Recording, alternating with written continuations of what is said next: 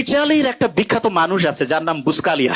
উনি যেখানে যাইতো ওনার কথা শোনার জন্য হাজার হাজার মানুষ এসে উপস্থিত হইতো। তো ওনাকে একদিন জিজ্ঞেস করছে যে আপনি এত কিছু জানেন কি করে? উনি বলতেছে যে আমাদের ফ্যামিলিতে আব্বার একটা অদ্ভুত নিয়ম ছিল। সেই নিয়মটা হচ্ছে এরকম, প্রত্যেক দিন রাতের খাবারটা আমার বাবা আমাদের সব ভাই বোনকে একসাথে নিয়ে খাইতো এবং প্রত্যেক সন্তানকে তিনি আলাদা করে জিজ্ঞেস করতেন, what did you learn for the day?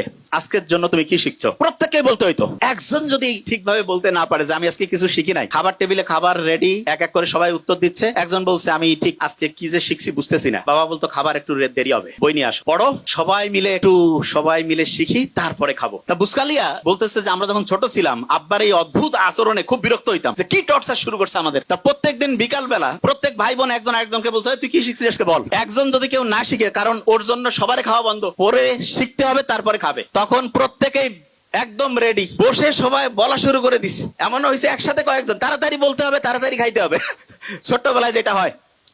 তা আমি অভিভাবকদেরকে বলবো, আপনি আপনার সন্তানের জন্য একটা কাজ করেন, জাস্ট ওয়ান। সেটা কি?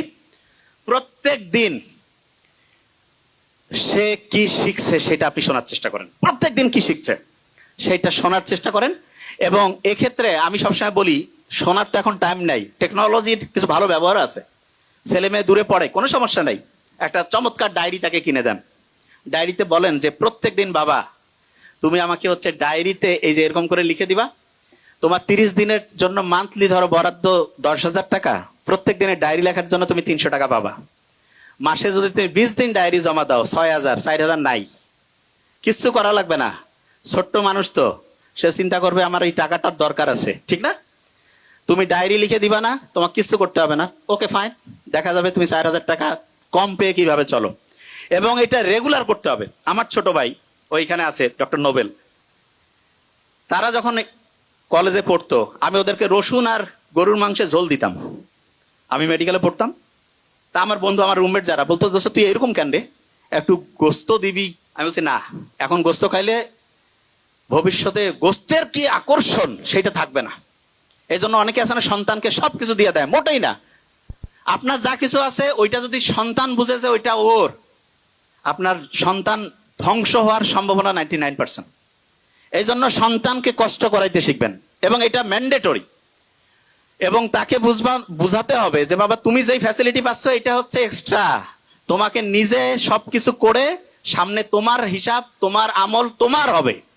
আমার এখানে যেটা আছে এটা যে তুমি পাচ্ছ এটা তোমার এক্সট্রা দিচ্ছি তোমাকে। এবং সত্যিকার অর্থে সন্তানকে আমরা যেভাবে মানুষ করব সেরকম হবে, তা আশা করছি। প্রথম আরেকবার ধরে ফেলি, সবচেয়ে ব্রেইনের জন্য ভালো ওয়েব কোনটা? আলফা। আর্লি মর্নিং কোন ওয়েব তৈরি হয়?